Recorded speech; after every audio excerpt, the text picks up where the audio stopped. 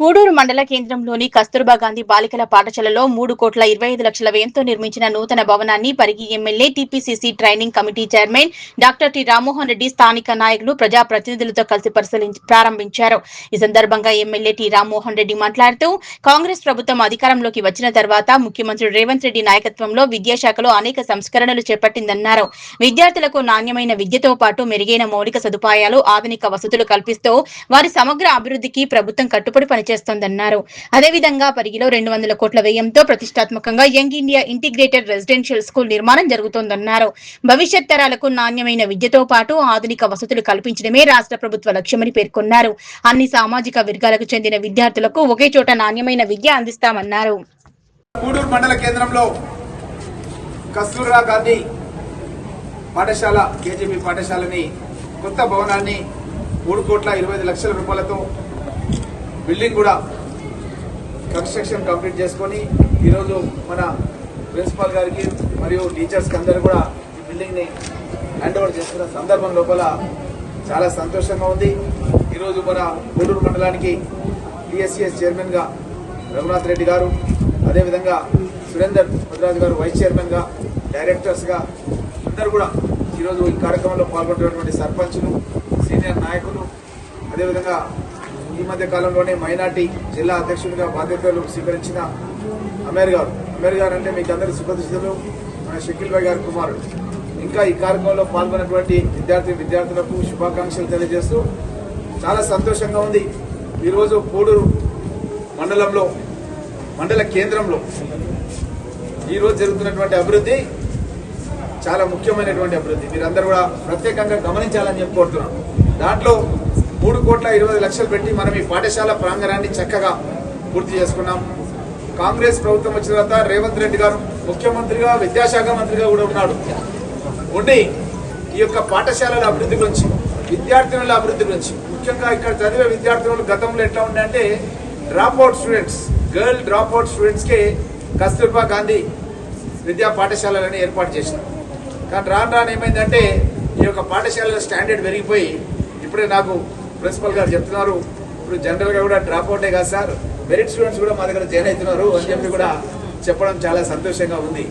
అయితే విద్య గురించి నేను మొన్న 4 రోజుల కింద పరిగిలో యంగ్ ఇండియా ఇంటర్నేషనల్ స్కూల్ అని నేను గతంలో శ్రీధర్ బాబు మినిస్టర్ తీసుకెళ్లి ఫౌండేషన్ నేర్పించిన పని ఎట్లా నడుస్తుందో చూద్దామని పోతే చాలా చక్కగా నడుస్తుంది.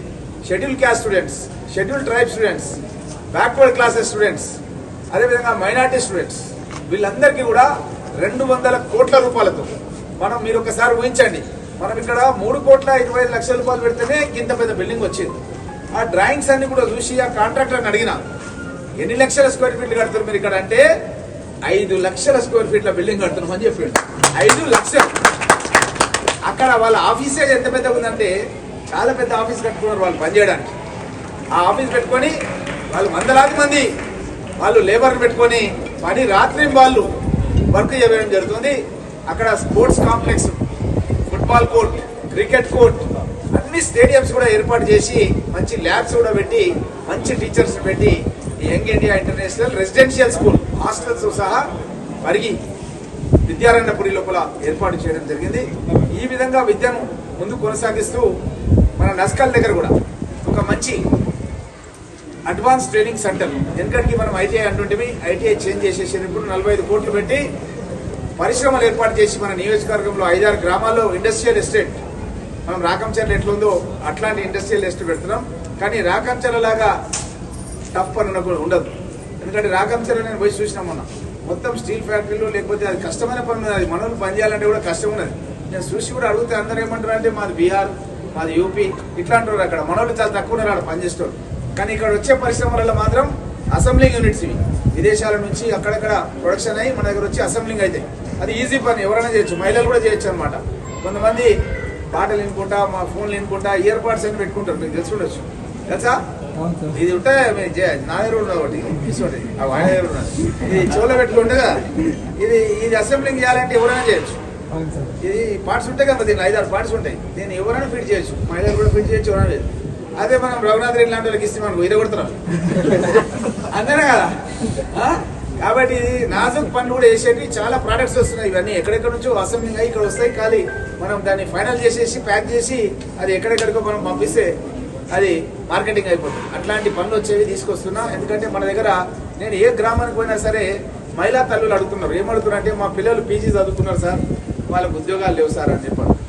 కాబట్టి వాళ్ళకు ఉద్యోగాలు కావాలంటే ప్రభుత్వం కూడా 70,000 ఉద్యోగాలు ఇచ్చింది. ఇప్పుడు ఇంకా కూడా ఉద్యోగాలకు 5,000 ఉద్యోగాలకు కోచింగ్ కూడా నేను పరిగిలో పెడుతున్నాను. గతంలో 2 సార్లు కోచింగ్ పెట్టినా పరిగిలో. మీకు అందరూ తెలుసు, నా ఇంటికాడ పెట్టినా, మ్యారేజ్ హాల్లో పెట్టినా. పోలీస్ కానిస్టేబుల్ కానీ, ఎస్ఐ కానీ గవర్నమెంట్ ఉద్యోగం రావాలని